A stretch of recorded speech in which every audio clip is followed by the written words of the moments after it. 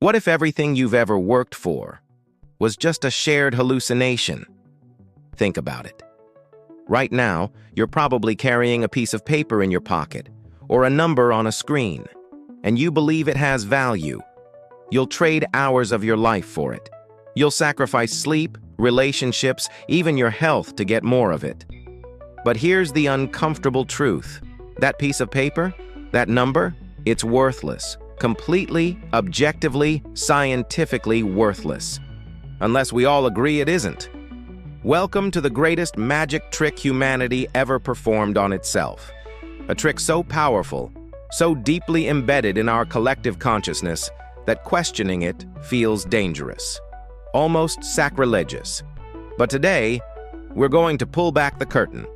We're going to explore how your brain creates value out of thin air, why entire economies collapse when belief falters, and how money became the most successful shared delusion in human history. Let's start with a simple question. What is money really? You might say it's a medium of exchange, a store of value, a unit of account. All true.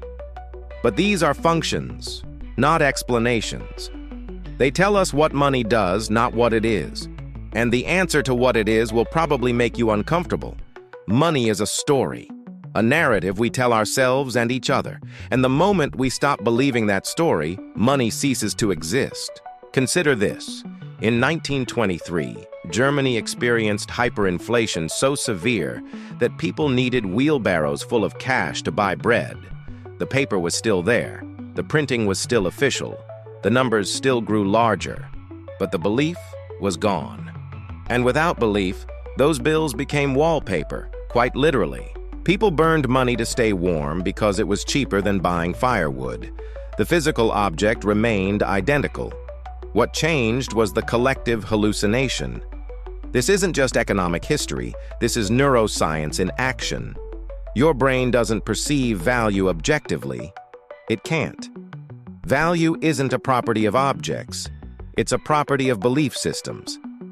When you look at a $100 bill, your prefrontal cortex activates areas associated with future planning and reward anticipation. Your nucleus accumbens, the brain's pleasure center, lights up with dopamine. But show that same bill to an isolated tribe that's never encountered money, and their brains register it as colored paper. Nothing more. The object is identical. The neural response is completely different. This is the placebo effect applied to economics.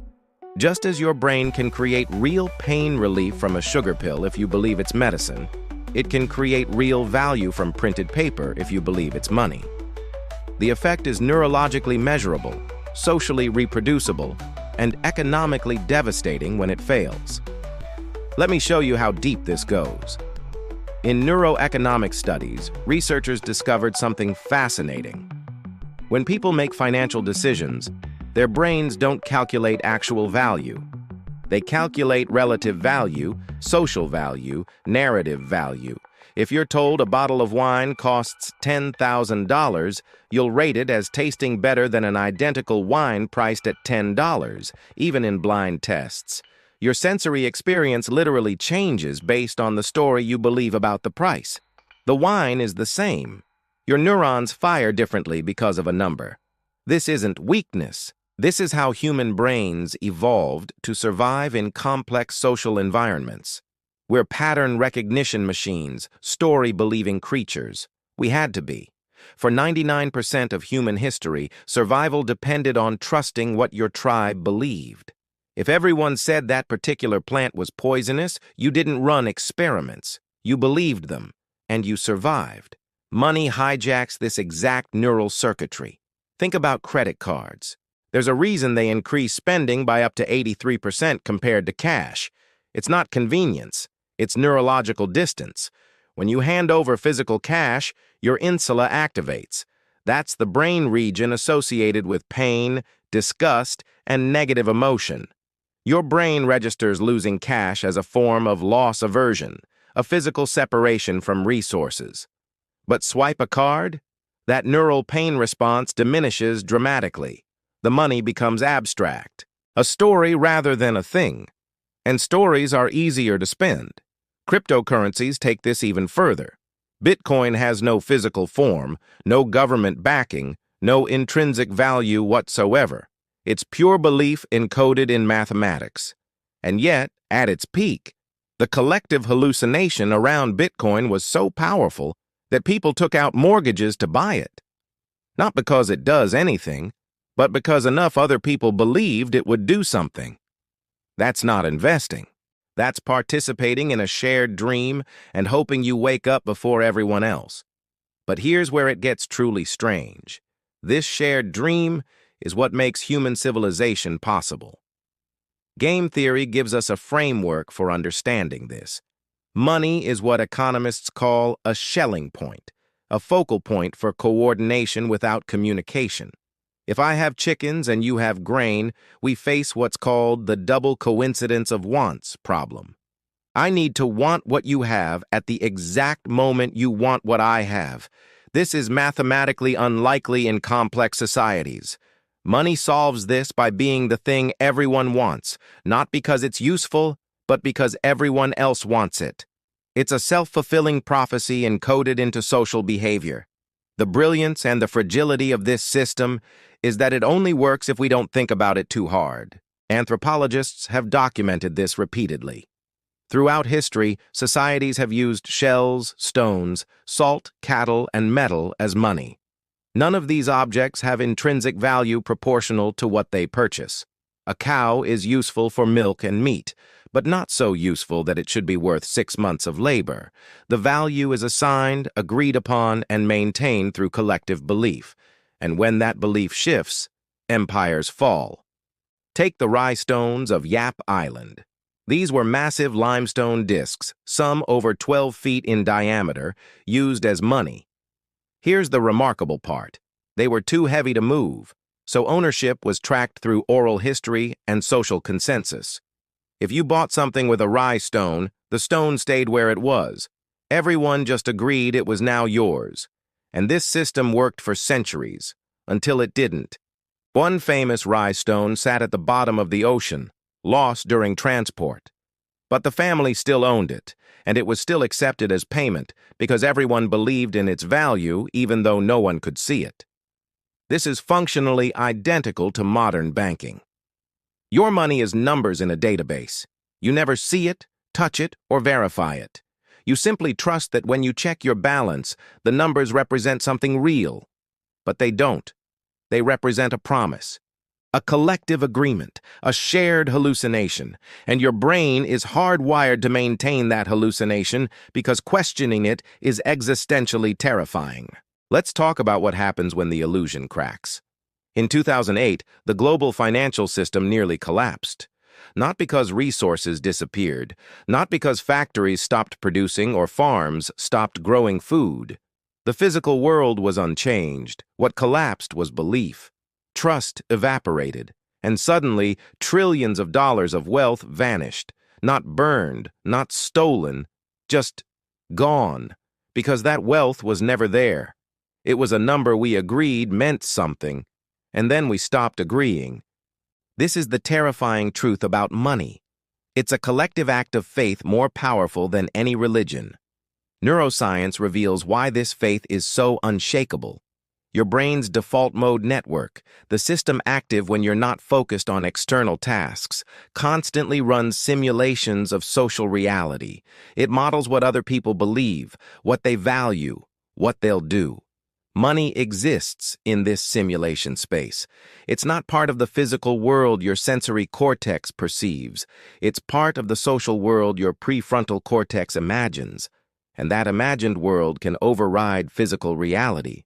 Studies using functional MRI scanners show that when people contemplate financial gain, their brains activate the same reward pathways as food, sex, and drugs. But here's the crucial difference. Food satisfies hunger through chemical processes. Sex satisfies biological drives through physical sensation. Money satisfies nothing physical at all. It's pure anticipation, pure belief that the numbers will translate into future satisfaction. Your brain is essentially getting high on a story about tomorrow.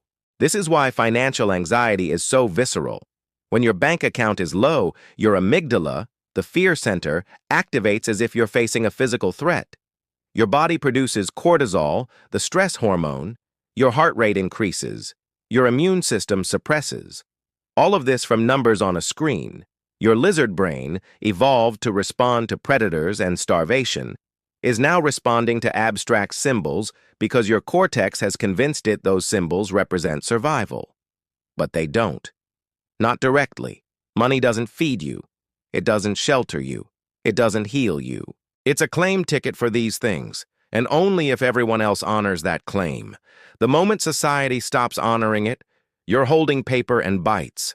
History is filled with these moments of collective awakening, and they're always catastrophic. The Mississippi Bubble of 1720, the Wall Street crash of 1929, the Asian financial crisis of 1997, Zimbabwe's hyperinflation of 2008, Venezuela's ongoing collapse. Every single one followed the same pattern. A shared belief grew to unsustainable proportions, reality intruded, belief shattered, and value evaporated. The remarkable part isn't that these crashes happen. The remarkable part is that we rebuild the same system immediately after because we have no alternative. We're trapped in a belief system we know is false but can't afford to reject. Behavioral economics has a term for this: pluralistic ignorance. Everyone privately doubts the system, but everyone believes everyone else believes in it, so everyone acts as if they believe. It's the emperor's new clothes on a civilizational scale, and the moment someone shouts, "He's naked," the whole structure collapses. This explains cryptocurrency's appeal and its absurdity. Bitcoin enthusiasts claim they're escaping the illusion of fiat currency, but they're just substituting one collective hallucination for another. At least government-backed currency has taxation and legal tender laws creating artificial demand. Bitcoin has only belief, which makes it purer as an illustration of money's illusory nature, but more fragile as an actual system. It's the difference between a shared dream enforced by institutions and a shared dream maintained by Reddit forums. The neuroscience of cryptocurrency adoption is particularly revealing. Early adopters show increased activity in brain regions associated with social bonding and identity formation. They're not just buying an asset, they're joining a belief community. The value of their holdings depends on recruiting new believers, which is why cryptoculture is so evangelical. It's not a currency system, it's a faith system. And like all faiths, it requires constant reinforcement against doubt. Now let's push deeper into the evolutionary roots of this delusion. Primates have been observed engaging in proto-economic behavior. Capuchin monkeys will trade tokens for food, even show budget sensitivity and loss aversion. But they never confuse the token for the food. Humans do. We've developed such sophisticated social cognition that we can create entirely abstract value systems and then forget their abstractions. This is simultaneously our greatest cognitive achievement and our most dangerous vulnerability. The ability to believe in money required 3 evolutionary developments: theory of mind, the capacity to imagine others' mental states; temporal reasoning, the ability to value future rewards over present ones; and symbolic thinking, the capacity to let objects represent abstract concepts. No other species has all 3 at sufficient levels. This is why no other species has money. And it's why we're uniquely capable of economic anxiety, a form of suffering about something that doesn't physically exist. Your dog doesn't worry about retirement savings. Not because dogs are financially irresponsible, but because dogs can't hallucinate hard enough. This brings us to the most unsettling implication. If money is an illusion, what else are we wrong about? The same neurological processes that make money feel real make nations feel real, make corporations feel real, make social hierarchies feel real. These are all collective hallucinations, narratives we maintain through coordinated belief and action. A corporation is a legal fiction. It can't be touched, photographed, or dissected. Yet we treat it as having rights, responsibilities, and existence independent of the people comprising it. Why? Because the hallucination is useful. Money is useful. Undeniably, transformatively useful. It allowed humans to cooperate at scales impossible for kinship-based societies. It enabled specialization, trade, innovation, and ultimately civilization itself. The fact that it's an illusion doesn't make it unimportant. It makes it the most important illusion we've ever created. But recognizing it as an illusion changes how we should think about economic systems. If money is a collective hallucination, then economic policy is the art of maintaining that hallucination at optimal levels. Too much belief, and you get speculative bubbles, manic investment in nothing. Too little belief, and you get depression, hoarding, economic paralysis. Central banks are essentially belief managers, adjusting interest rates and money supply to modulate collective confidence. When the Federal Reserve says it's injecting liquidity into markets, what it's actually doing is performing a magic spell to strengthen the shared hallucination. And it works, not because the magic is real, but because we believe it will work, so we change our behavior accordingly. This is the placebo effect at civilizational scale. The future of money will likely make this even more explicit. Digital currencies, whether governmental or private, will be pure information, pure belief-made bits, no physical representation at all, just numbers changing in databases, representing nothing but our agreement that they represent something. And we'll trust this system because we'll have no choice. The alternative is confronting the terrifying reality that everything we've built our lives around is a story we told ourselves until we forgot it wasn't true. So what do we do with this knowledge? First, we stop confusing money with value. Money measures value, but it isn't value. The things that actually matter, health, relationships, knowledge, experience, contribution, these have value independent of price. Your brain knows this, but your culture has trained you to forget it. Reclaiming that distinction is a form of cognitive liberation. Second, we recognize that since money is a collective agreement, we can change the terms of that agreement. There's nothing natural or inevitable about current economic systems. They're recent inventions, historically speaking. Capitalism is a few centuries old. Wage labor is a recent development. The 40-hour work week is less than 100 years old. These are choices, and choices can be changed if enough people stop believing the current narrative. Third, we appreciate the profound weirdness of being human. We're creatures capable of creating shared realities through coordinated imagination. That's extraordinary. Money is just one example. Language, law, science, art, these are all collective hallucinations that have transformed existence. The fact that they're constructs doesn't diminish them. It reveals the staggering power of human consciousness to reshape reality through belief. The science is clear. Money is a neurological illusion, sustained by social coordination, backed by nothing but our collective agreement to pretend it's real. And that pretense has built civilization. So the next time you check your bank balance, remember, those numbers are measuring your participation in humanity's greatest shared dream. The dream that's simultaneously our most successful cooperation and our most dangerous delusion. The dream we can't wake from because reality itself has become the dream. Money doesn't exist, but neither does anything else we care about until we make it real by believing together. And that's not a bug. That's the feature that makes us human. You've just unlocked a new way to see the world. Join us at ChremaDynamics, where science meets wealth. Subscribe, leave your thoughts below, and let's keep questioning everything that moves our world.